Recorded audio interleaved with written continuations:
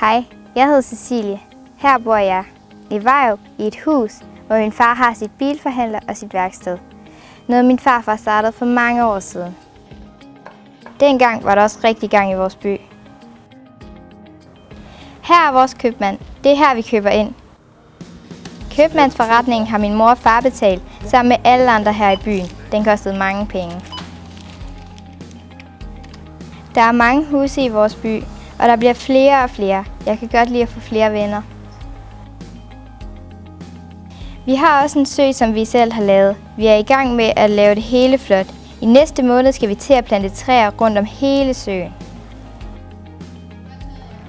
Så er der vores hal. Den har vi også selv bygget. Her går jeg selv til badminton. Det er også her, jeg træner de små i badminton. Her i vores hal ligger også vores ungdomsklub. Den har vi også selv lavet. Der hygger vi os rigtig meget. Vores fodboldbaner har vi også selv lavet. Her spiller min bror fodbold. Her er vores børnehave. Det er her, jeg startede. Og her er så vores skole. Her gik jeg i 7 år. Det samme gjorde min far og mange andre her fra byen. Her er de så alle sammen. Alle mine venner og dem, jeg kender.